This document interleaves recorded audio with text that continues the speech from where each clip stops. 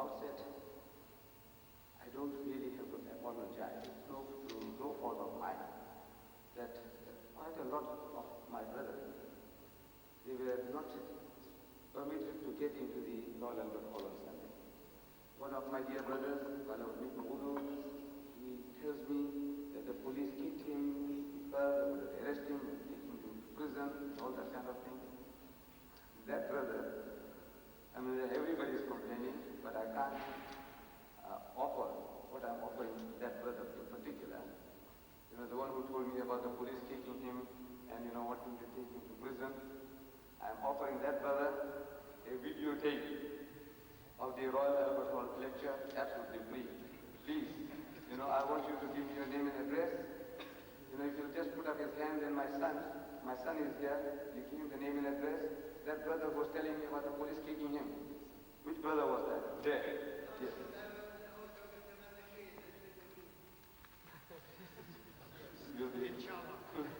Let me give you the whip now. You can buy the horse later. The reason for all that turmoil was that the hall was booked by the Christians. You see, it was booked by the Christians because they had challenged us. And when they challenged me, I said, now look, you challenge me, you go and book the hall. Then I will come down. In other words, otherwise you can get every type of puppy. You know, little dogs, Pekingese, everybody wants to challenge the man. So you can say, I challenged Deedat and, you know, I took him to task. I said, no, if you want to have that privilege, you must pay the price. So the guy agreed. Now since he agreed, he paid the price and the tickets were in his hands. They were supposed to give us 50-50. Half. But the guy didn't play the game. We will not do it. But in the future, I assure you that we will not go to the Royal Albert Hall anymore. That's finished now. No more. It's too small, we have realized it. So either we go to Wembley Stadium or to the exhibition hall in Birmingham, where I'm told that some 20,000 people can be accommodated. The topic I have chosen for this evening's talk is the challenge of Islam. This is a Christian publication. The title of this book is The Challenge of Islam. That is the topic for this evening's talk. In the verse that I read to you from Allah's Kalam, Allah gives us an eternal reminder about our relationship, the Muslims' relationship with the Jews and the Christians. There can be no mistaking about that. He's telling us in the clearest terms, he says, وَلَنْ تَرْضَى أَنْكَ الْيَهُودُ وَلَنْ نَصَارَى حَتَّى تَتَّبِعَ مِلَّتَهُمْ. That the Jews and the Christians, Allah says, will never learn. I understand in Arabic means a double negative.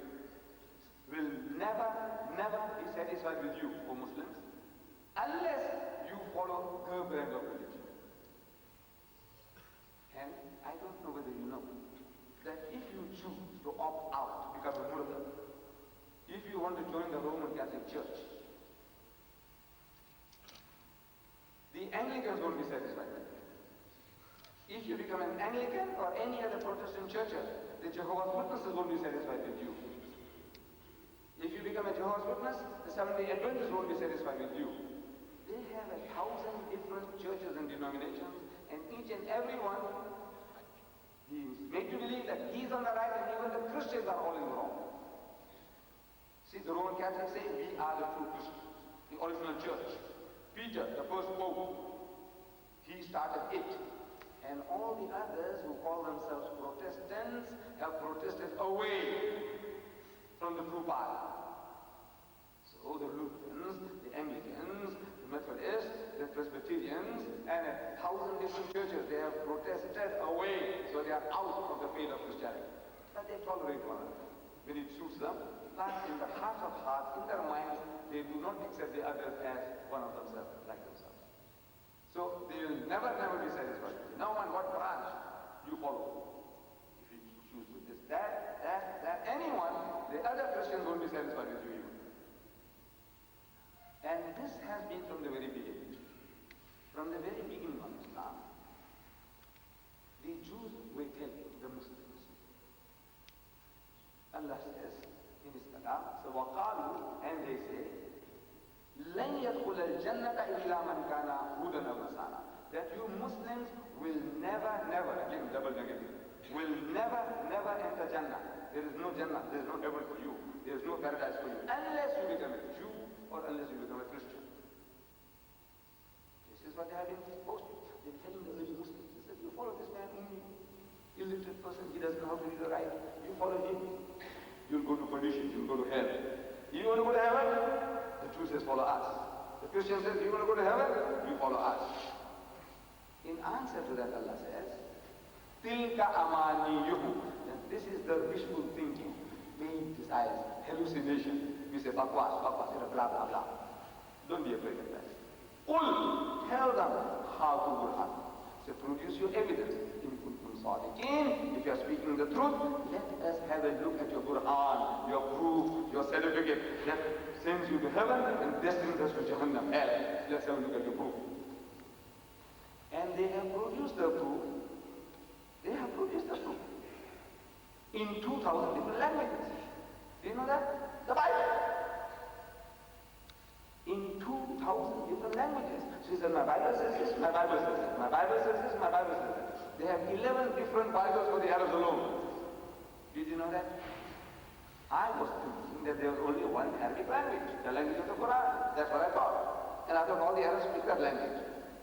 But now they are telling me, I've got a sample here, of 11 different Arabic Bibles. Dialects, script, types of writing. Oh, there is an Egyptian script, Egyptian Arabic. Then there is here, it says Tunisian script. It says here Al-Karshuni, for the Syrians. There's Algerian colloquial, there is Tunisian colloquial, there is Egyptian colloquial. I didn't know all this. And there is the Moorish colloquial, and there is a Palestinian, and there is the Southern Sudan. For everyone, a different dialect, different Bible. So you Arabs have no excuse on the day of judgment, as the Christians feel. You can say, Ya Bari Dada, for these Arabs we gave them a Bible in their own dialect. Whatever dialect they want, we gave it to them. And the guys still didn't hearken to the call, sent them to hell. No excuse. Now when Allah Bari Ta'ala commands us to demand proof,